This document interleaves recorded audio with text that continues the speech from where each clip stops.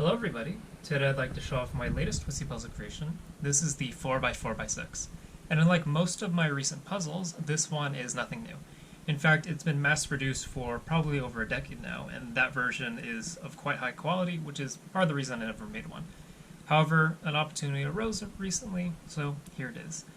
This puzzle is made from an MFJS Meilong version 2 and 3D printed plastic extensions. And as usual, these stickers are cut by a friend of mine. And let's go straight into taking a look at those shades through a checkerboard pattern. Not like that.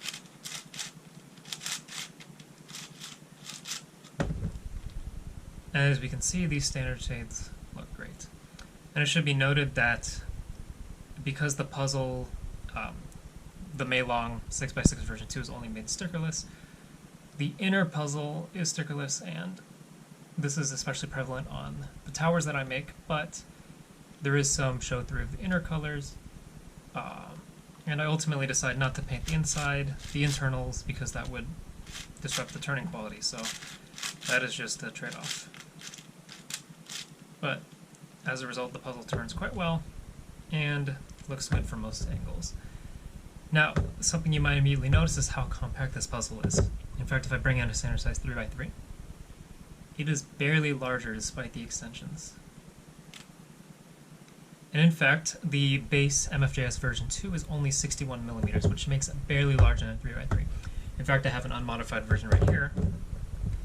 And we can take a look. It's just ever so slightly larger.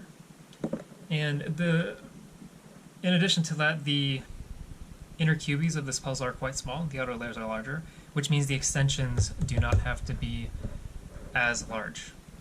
And that allows for us to create these more compact 3D extended versions of the puzzle. Now with that, let's get into some turning quality. Let's just go straight into some algorithms. So I'm going to do the adjacent edge swap.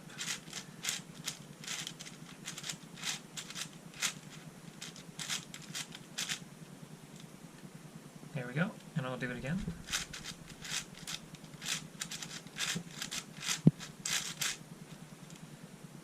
Something I've noticed about the MFJS Meilong is that the version 2 is very fast, which actually might be a problem. I might need to slow this puzzle down. Let's do something a little more unconventional. Let's do a T-perm.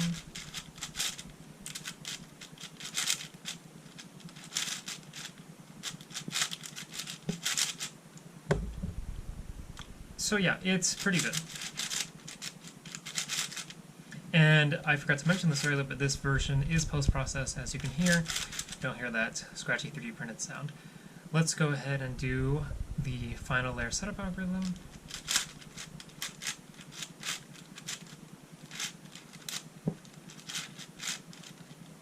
So there we go, essentially a top layer T-perm.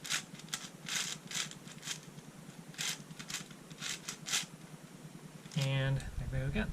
So this puzzle does turn pretty well, although it is honestly a little bit fast. In terms of corner cutting, we're going to see the standard 1 QB. And then, I mean, we can really just mangle the puzzle and get it to turn through that. So let me go ahead and really show it off with a full scramble.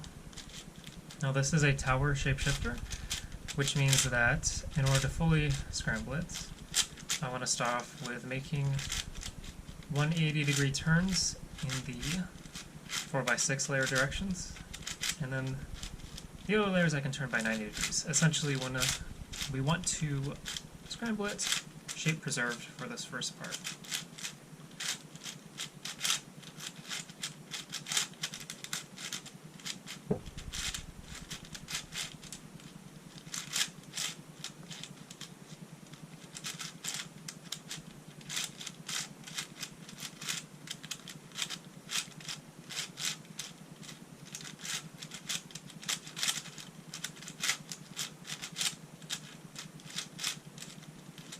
I'd say that's sufficient.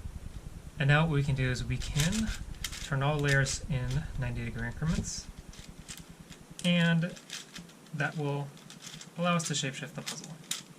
And at this point, it has effectively bandaged down to a 4x4.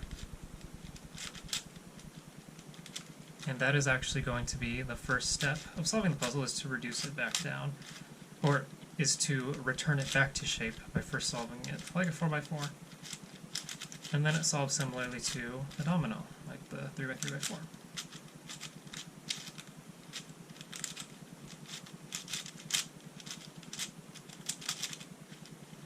And I'd say that at this point, that is quite a sufficient scramble.